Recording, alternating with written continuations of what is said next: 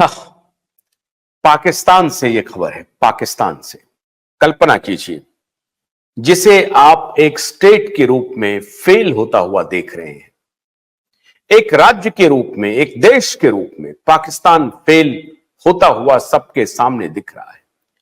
लेकिन उस फेल होते हुए स्टेट में भी, एक बर्बाद स्टेट में भी, एक बर्बाद देश में भी इतनी गैरत है, इतनी इंसानियत बची है, इतनी ईमानदारी बची है कि रावलपिंडी के इलेक्टोरल ऑफिसर सरेआम मीडिया के सामने आकर के कन्फेस करते हैं और कहते हैं कि मैंने 12-13 एमएलए को, जीते हुए एमएलए को जो 70-70 हजार वोटों से जीते थे, उनको हराने का पाप किया है, उनको हराने का गुनाह किया है, हेरा फेरी की है चुनाव में, हमने गलत काम किया है, हमने अपराध किया है, इसकी हमें सजा मिलनी चाहिए। मैं अपने पद से इस्तीफा देता हूं और पुलिस के हवाले खुद को करता हूं। यह रावलपिंडी के इलेक्टोरल ऑफिसर का बयान है मीडिया के सामने, कैमरा के ऊपर। अब मैंने यह वीडियो आपको क्यों सुनाया है मित्रों? हमारे भारत में भी एक घटना घटी है और जिसको लेकर के हमारे मिलॉट की पीठ थपथपाई जा रही है, थपथपाई जानी चाहिए। इसके पहले जब इलेक्टोरल बॉन्ड पर उनका निर्णय आया, हमने भी भूरी भूरी प्रशंसा की, तारीफ की और हमने कहा कि लोकतंत्र को बचाने के लिए आपने जो कार्य किए हैं उसके लिए आप साधुवाद के पात्र हैं, आप सराहना के पात्र हैं। पूरा देश आपको नमन करता है, पूरा देश आपको प्रणाम करता है, आपको शुभकामनाएं देता है। उसके बाद फिर आपने एक अच्छा काम किया। जब सरेआम रिगिंग हुई वोट की, मतदान में, चंडीगढ़ में, पंजाब और हरियाणा की राजधानी में,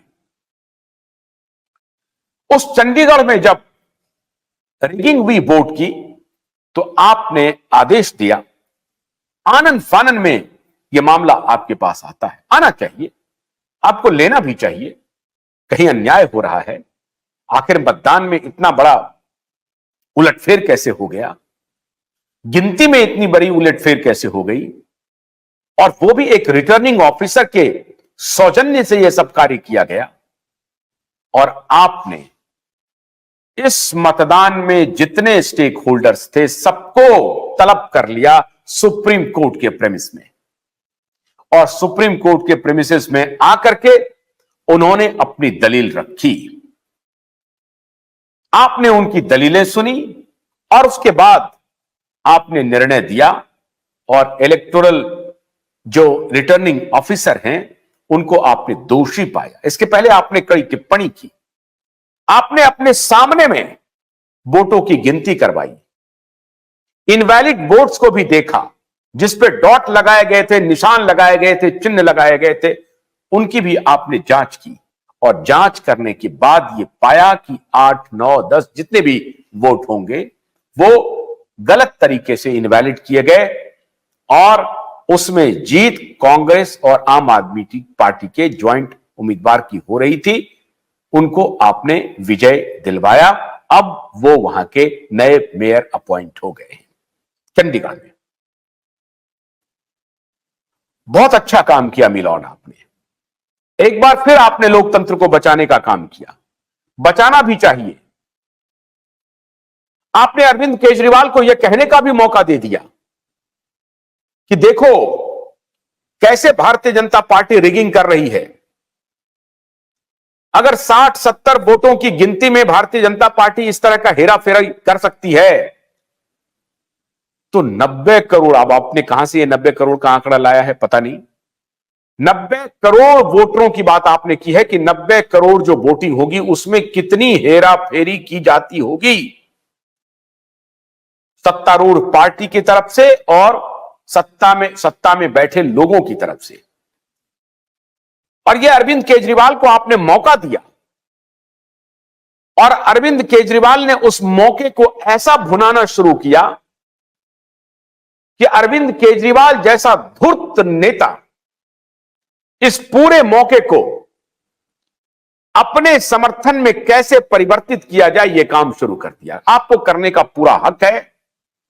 आपको इससे कोई लेना देना नहीं है कि आपके फैसले को कौन व्यक्ति अपने लिए प्रचारित कर रहा है, प्रसारित कर रहा है, अपने लिए लाभ में उसका इस्तेमाल कर रहा है। यह आपका लुकआउट नहीं है। बिल्कुल ठीक बात है मिलॉर्ड।